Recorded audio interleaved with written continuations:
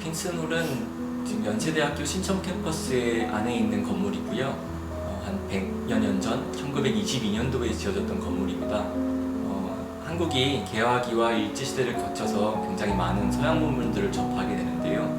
이 건물 마찬가지로 당시 서양 대학 고딕 양식으로 지어졌던 기숙사 건물입니다. 기숙사로 사용된 이후에는 음악대학, 심리학대학, 법인사무처 등 다양한 용도로 좀 사용이 됐었고요. 윤동주 시인이 연희전문대학교에 다닐 당시에는 실제로 여기서 거주하고 여기서 시도 쓰고 했었던 장소입니다. 시인 윤동주는 한국이 가장 사랑하는 시인 중에 한 명으로 일제강점기 시기에 활동했던 시인이고 굉장히 서정적이면서도 또 저항적인 시를 썼던 시인으로 그렇게 알려져 있습니다. 굉장히 섬세하고 배려심 많으면서도 굉장히 또 강직했던 인물로 알려져 있고 그런 성격이 일제강점기라는 굉장히 어려운 시기와 맞물려서 굉장히 그 시에 그런 부분이 많이 담겨 있었던 것 같고요. 일본 유학 시절에 일본 감옥에 투옥이 되고 그때 굉장히 젊은 나이에 27세에 생을 마감하게 되십니다. 대한민국뿐만이 아니라 중국과 일본을 포함해서 굉장히 국제적인 사랑을 많이 받고 있는 그런 시인입니다. 윤동주 사후에 1960년대에 연대 동문들이 윤동주 시비를 연세대학교에 세우면서 윤동주를 기리는 행사가 계속 학교에서 이어져 왔고요. 그리고 2014년도에 윤동주 유가족께서 유품을 기증을 하셨습니다. 그 후에 윤동주를 사랑하시는 모든 동문들의 후원에 힘입어 윤동주 기념관을 설립하게 되었습니다. 연희전문대학 다닐 때 실제로 여기에서 살았었던 건물이었기 때문에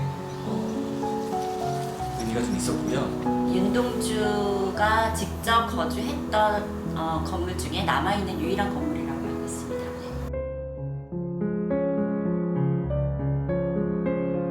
저희가 프로젝트를 시작할 때 이 윤동주라는 인물을 우리가 어떻게 이 공간에 담아야 되는 것인가에 대한 고민을 굉장히 많이 했는데요.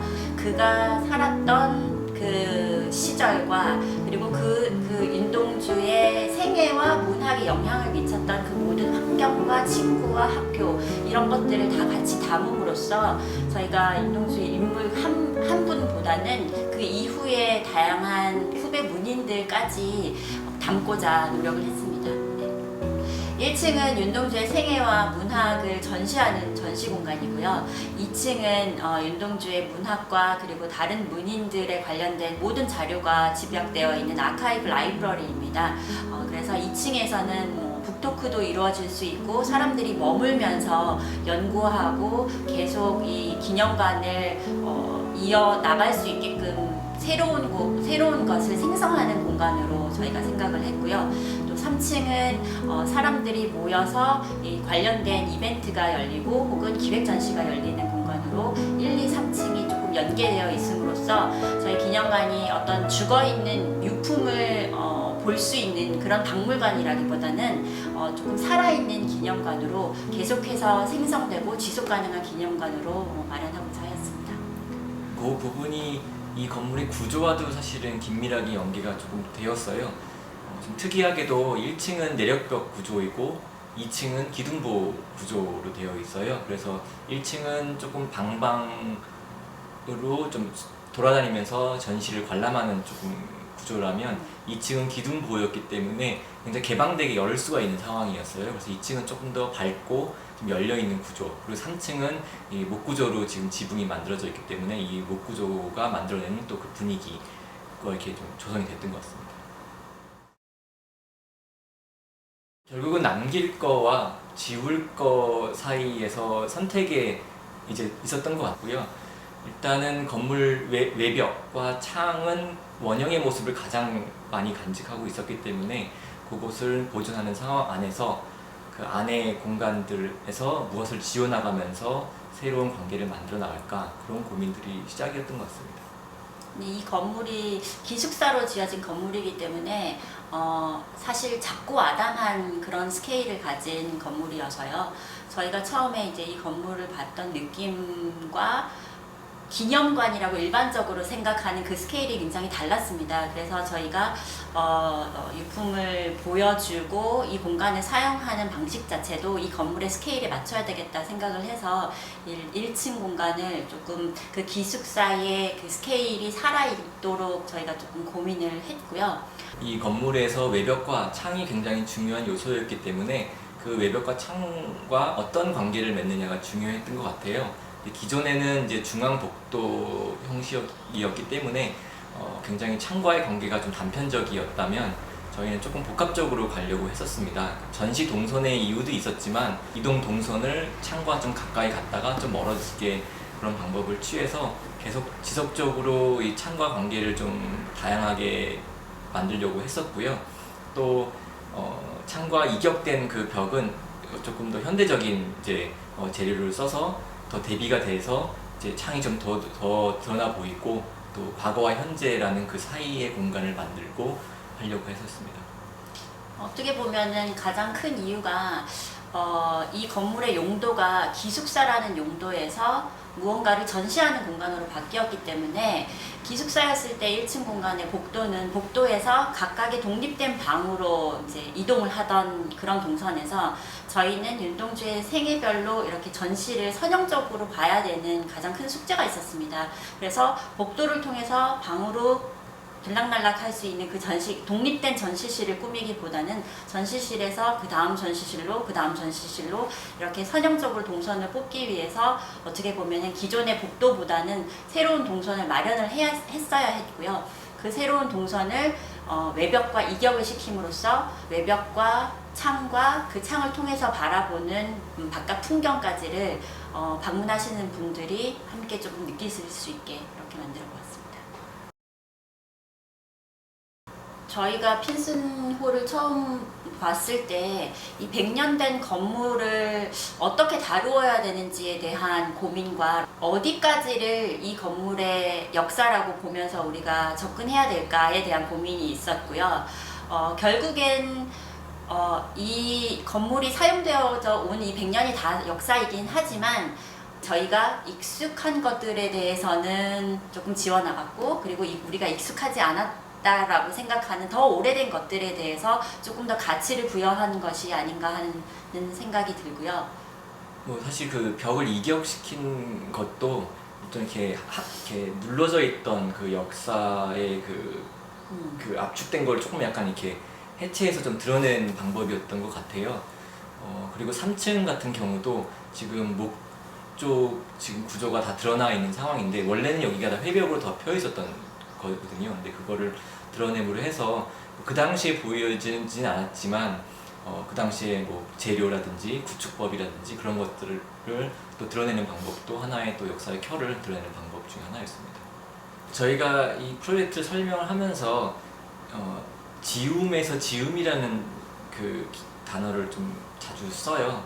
그게 어떤 새로운 공간을 만드는 방법이 어떤 새로운 창작물을 추가하는 방법도 있겠지만 또 기존의 것을 어떻게 지우느냐 하는 그 지우는 방법을 통해서도 새로운 공간이 만들어진다고 생각을 좀 하고요. 어떻게 보면은 유일하게 저희가 티나게 덧붙인 부분이 1층에서 2층으로 올라가는 철제 계단인데요. 기존에 이제 중앙부에 계단이 있긴 하지만 전시 동선을 생각하면 1층 관람 동선이 끝나는 시점에서 바로 2층의 아카이브 라이브러리로 올라갈 수 있게끔 저희가 철제 계단을 설치를 하였고요. 그 와중에도 문화재로 등록된 건물이기 때문에 구조를 건드리지 않는 선 상에서 보까지만 저희가 철거를 하고 철제 계단도 살짝 이격을 시켜서 놓고 그리고 그 슬라브를 제거하는 과정에서 드러났던 그 벽의 텍토닉 부분도 저희가 노출을 시켰습니다. 아무래도 3층에 와서 이 천장이 드러나는 순간 3층의 목구조를 봤을 때 이 공간이 가지는 그 파워를 잊을 수가 없고요. 그래서 그 공간이 주는 힘에서 저희가 어떻게 보면 그 에너지로 프로젝트를 계속 이끌었던 것 같은데요. 공사를 하면서 자연스럽게 드러나서 저희가 현장에서 순발력 있게 결정했는데 생각보다 느낌이 괜찮고 반응이 좋았을 때 그런 부분이 저는 더 많이 와닿는 것 같아요. 그래서 그런 부분이 2층에 계단 올라갔을 때 그 기둥과 벽 사이를 뜯어낸 부분에서 자연스럽게 드러나는 그 옛날 이 건물의 구축 방식 그런 부분도 있고, 계단을 뜯어냈을 때 그 가로선에서 나오는 그런 구축 방식도 있을 수 있고, 또 법인 사무소로 썼을 때 그 금고문을 저희가 이 무거운 문을 어떻게 처리할까를 고민을 했다가 도리어 이것을 수장고라는 것으로 다시 저희가 치환해서 제안을 했을 때, 그리고 그 묵직한 문을 사람들이 관람객들이 열어보면서 되게 재미있는 표정을 지어주셨을 때 그런 것들이 조금 좋은 것 같아요. 이 창이 중요한 건물이었고 창이 상대적으로 좀 많은 건물이기도 해요. 그래서 그 주변 환경의 영향을 굉장히 많이 받거든요. 일반적인 날에도 아침에 이제 상황과 또 약간 좀 오후쯤 늦음막히 됐을 때 빛이 좀 어두워졌을 때 상황이 좀 많이 달라요.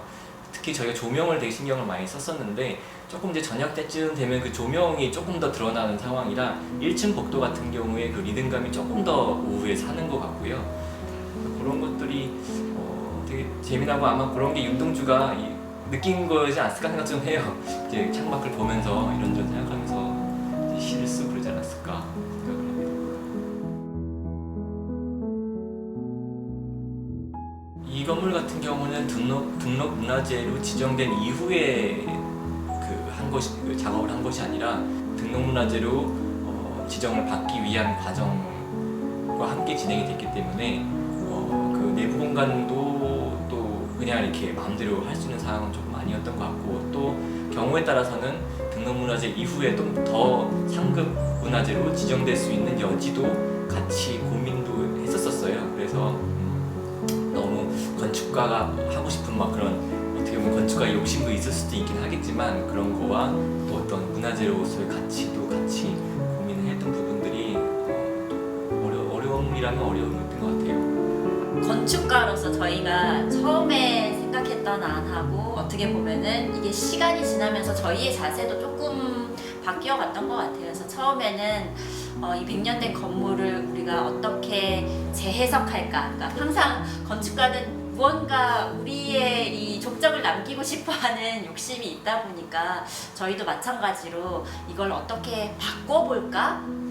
그래서 1층과 2층 사이에 슬라브를 이만큼 뻥 뚫어보기도 하고 뭐 그런 다양한 안을 냈었는데 문화재 위원들하고도 얘기를 하고 라운드 테이블과 전문가와 전시 내용과 이 많은 토론을 거치면서 조금 더 이 건물이 가지고 있는 스케일과 가치를 조금 더 드러낼 수 있는 방법으로 어떻게 보면 저희 자세가 조금 달라졌다라고 저는 생각을 해요. 그리고 거기에는 아무래도 현장의 힘이 진짜 컸던 것 같아요. 우리가 맨날 캐드 보면 3D 화면에서만 그냥 설계하고 뭐 거기서 생각하는 그거가 아니라 실제 현장 와서 보면서 여기서 현장에서 어떻게 보면 설계를 많이 하다 보니까 이 현장의 가치를 더 많이 느꼈던 것 같아요. 그래서 이제 조금 더 다른 접근 또 이 공간의 가치를 좀 존중하는 방향으로 좀 설계를 했던 것 같습니다. 맞아요. 사실 오래된 건물이 그 뿜어내는 그 분위기라는 거는 저희가 건축가가 감히 그 새로운 재료로 만들어서 저희가 흉내낼 수 없는 부분이 있다고 생각을 합니다. 그래서 어떻게 보면 이 100년 된 편승관을 저희가 건드릴 수 있었던 거가 굉장히 어떻게 보면은 특권이었던 것 같고요. 일단 집을 고쳐 쓰는 것은 집을 새로 짓는 것보다 2배, 3배의 노력과 인내심이 필요한 작업인 것 같습니다. 그걸 만들어내는 사람도 그렇고 그것을 사용할 사람들도 더 많은 인내심을 가지고 사용해줘야 되는 프로젝트인 것 같고요. 집을 고쳐 쓴다는 거는 결국에는 그 과거의 기억과 흔적을 내가 어떻게 다룰 거냐의 부분인 것 같아요. 그거와 새로운 관계 맺음이 맞을 것 같아요. 근데 그 과정에서 분명히 남는 게 있고 지워지는 게 있고 어느 선택을 해야 될 텐데 그 선택된 거 외에 지워진 거에 대한 기억도 조금 같이 하면서 그걸 또 생각할 수 있는 방법이 뭘까 고민도 해보는 것도 또 방법이지 않나 생각합니다.